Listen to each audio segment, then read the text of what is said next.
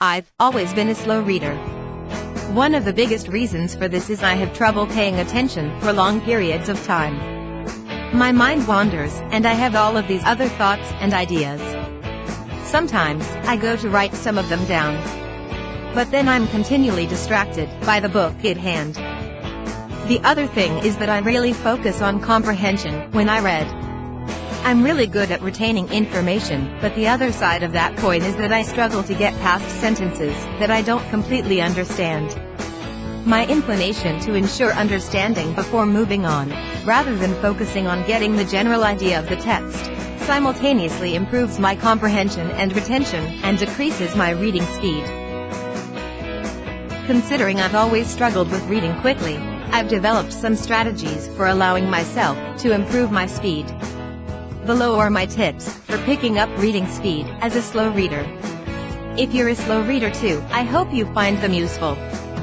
Make reading a priority.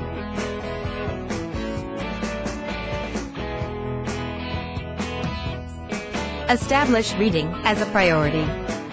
If you don't actually consider it that important, then this won't really be that effective.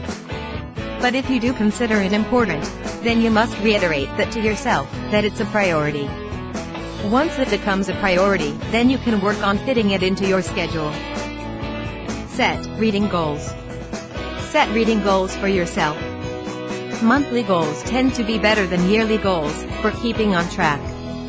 If you set both, focus more on hitting your monthly goal, and your yearly goal will take care of itself.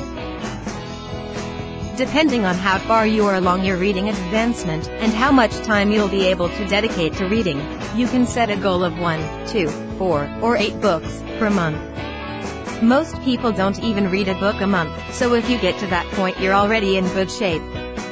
Some more dedicated readers read 2 to 8 books per month, 24 to 100 books per year, but it's important to start small, and build yourself up over time. Make a financial reading commitment. Make a financial commitment to reading books. Set your monthly reading goal, and then set a budget based on that goal. If you can't afford the budget for that goal, then buy used books. If you're using audiobooks, get an Audible subscription for 1 free credit per month, and then buy the extra credits you'll need for that month ahead of time to reduce friction. Replace news with books. Consciously decide to reduce your consumption of news and articles. Train yourself to pick up a book instead. News and articles are short-form content that we can't seem to get enough of. It gives us quick dopamine hits, and we think we're learning something new, and we may even feel that we were productive. But rarely do we actually learn something. And that which we learn is usually just a shallow understanding. Books convey true knowledge. They allow us to get deep into a subject, and immerse ourselves enough that we can add a volume to the library that is our brain. One of the best ways to read more books is to recognize the ineffectiveness of articles for learning and consciously seek out long-form content instead of short-form content. Cut social media. Heavily reduce or stop using social media, as these sites reduce your attention span and hamper your ability to sit for hours with a given book. Cut television.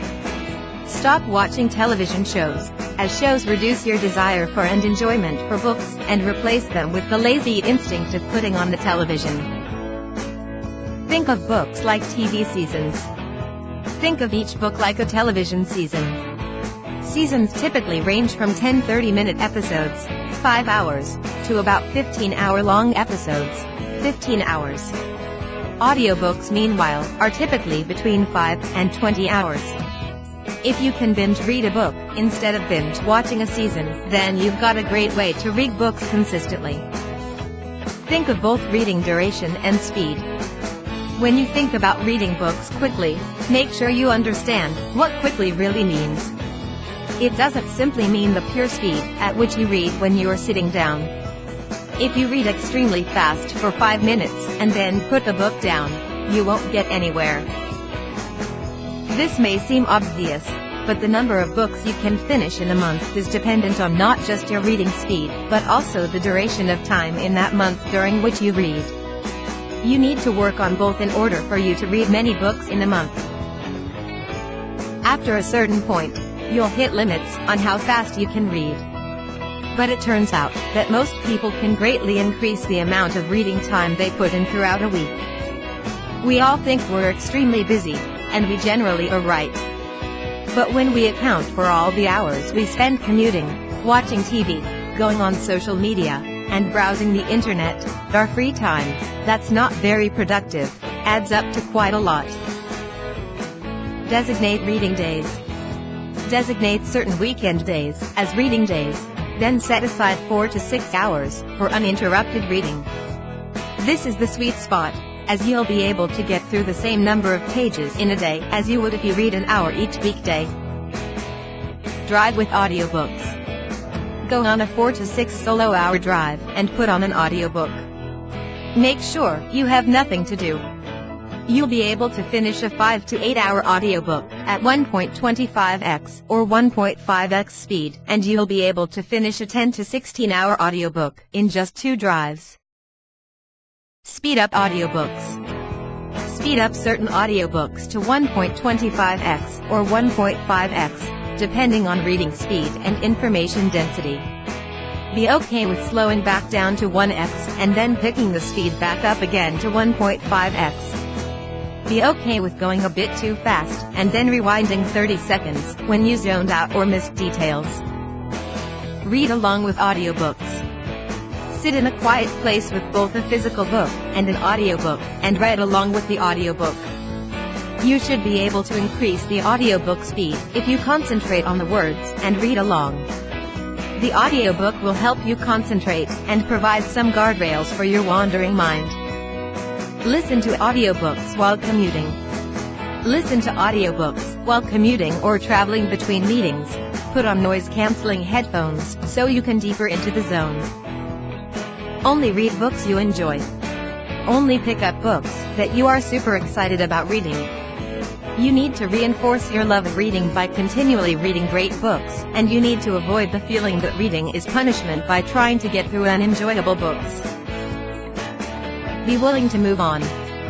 Be willing to toss a book after reading 10% to 25% of it. Move on to another book when you realize you don't like the current one. Only focus on books you enjoy. Talk about books with friends. Talk to your friends about books and cultivate a bookworm culture with them. Share book recommendations and give books as gifts. This will make you enjoy reading more and will motivate you to up your reading game. Read with family. Read with your family or your significant other and be okay with sitting in quiet with them for hours at a time. If they're not immediately on board, have a conversation with them and communicate that reading is a priority for you, that you really enjoy reading with them, and that it could be a great way to spend time together. Practice boredom.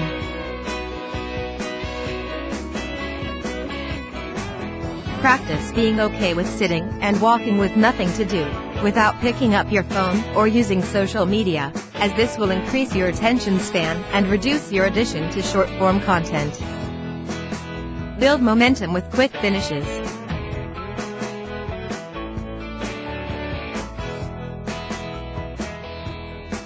Focus on finishing books you love quickly, as it's easier to get through them quickly.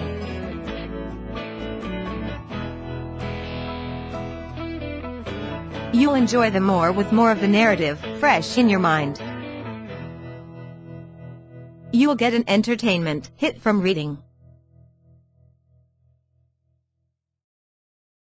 And you'll get an accomplishment hit from finishing the book. The more you do this successfully, the more hungry you'll be for the next book,